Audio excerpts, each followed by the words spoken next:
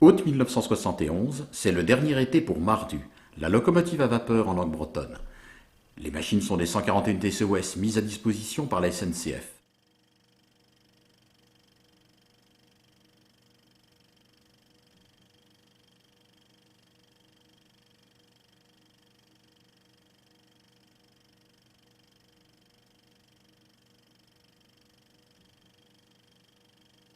Nous les découvrons à Brély-Diplouec, une gare typique de la ligne de Paimpol, avec son bâtiment voyageur avec halle accolée, dans le style des chemins de fer économiques.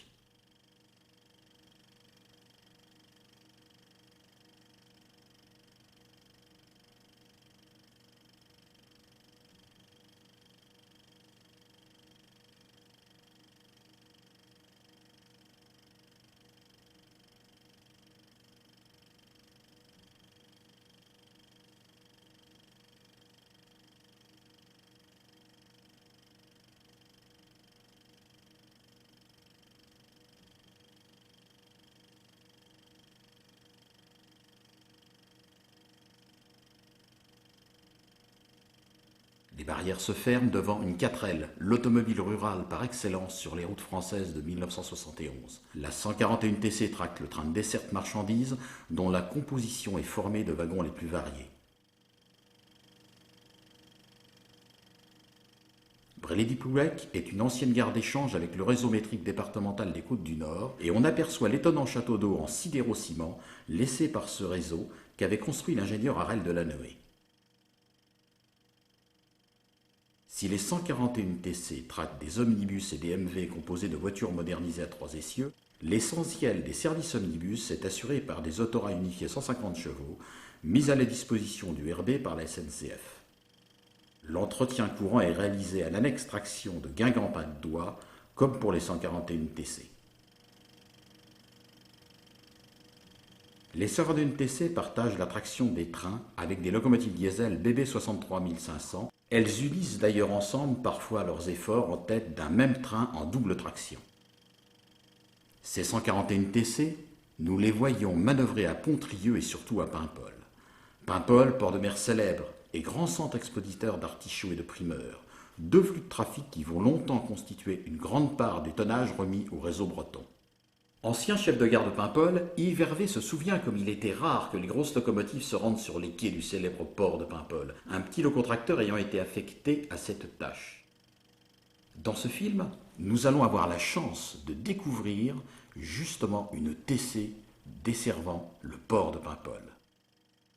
Mais toute cette séquence paimpolaise, empreinte de nostalgie, où l'on aperçoit notamment des vieux gréements, qu'inspire-t-elle à Jean Jaffrenoux, qui est le directeur actuel du réseau breton? Vous allez découvrir dans cette vidéo les dernières semaines de vie de ces merveilleuses machines 141 TC qui ont fait le bonheur des amateurs de photos dans leur reconversion après leur vie parisienne pour assurer les trains entre Guingamp et Paimpol sur la voie normale.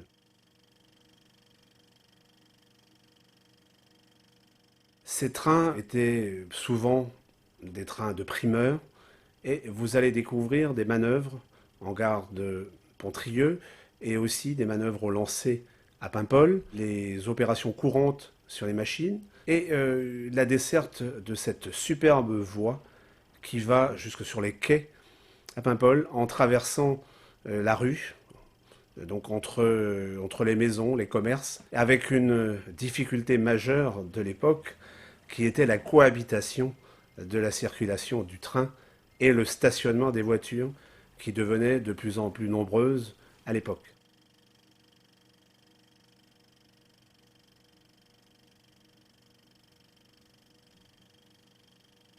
Le train parcourait la ligne Guingamp-Paimpol à partir de la Patte-d'Oie, qui était la jonction avec la ligne de Carhaix, sur lesquelles roulaient aussi depuis 1967, à la mise à voie normale, les 141 TC. Carhaix était au cœur de ce réseau breton. Cette étoile de Carhaix, en breton, Arstereden Hoan, l'étoile de fer. Le chemin de fer partait donc vers 5 directions, et a irrigué pendant de nombreuses décennies toute cette Bretagne centrale. Alors en voie métrique, bien sûr, à 3 fils de rail après la pose du Troisième Rail en 1924 sur la ligne Guingamp-Paimpol, qui permettait alternativement à des trains de voie métrique ou des trains à voie normale d'emprunter cette ligne.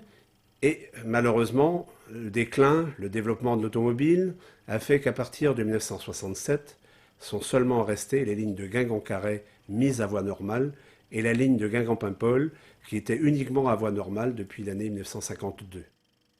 Alors ça a été l'arrivée à Carhaix des véhicules routiers, ce qu'on appelait à l'époque au niveau marchandises la desserte routière, à des centres comme Carhaix, Loudéac, Châteaulin, Rosportin. Il y avait des équipes de tâcherons, des transbordeurs comme on disait à l'époque, qui déchargeaient les wagons pour les charger sur des camions de la CFTA ou vice-versa. Il y avait un trafic important d'engrais, de pommes de terre, de paille, de céréales en vrac aussi d'ailleurs. Vous verrez ces très belles images d'époque du déchargement d'un wagon et le chargement sur un camion à l'époque, une benne bâchée de 10 tonnes, camion Saviem à l'époque, qui assurait donc la continuité du transport ferroviaire jusqu'aux coopératives, clients qui étaient traditionnellement implantés dans les gares du réseau breton. À la même époque également, les cars ont apparu. Les bons S45, aux couleurs comme les camions, rouge et crème, qui empruntaient un circuit très proche des anciennes lignes du réseau breton. Alors ça a été le début de ces lignes routières qui sont devenues par la suite, comme Carhaix-Rospordin, une ligne routière TER Bretagne, parce que allant du Finistère, traversant le Morbihan pour retourner dans le Finistère, ou des lignes départementales comme le réseau Pénarbed dans le Finistère, ou le réseau Tibus dans les Côtes d'Armor. Et au niveau transport de marchandises, cette desserte routière de l'époque a été la base du développement ensuite du Fercam. Fercam qui, jusqu'encore très peu de temps, était vraiment une solution très intéressante pour les clients qui, sous un même contrat, avaient à la fois un parcours important au niveau ferroviaire et un parcours terminal par camion.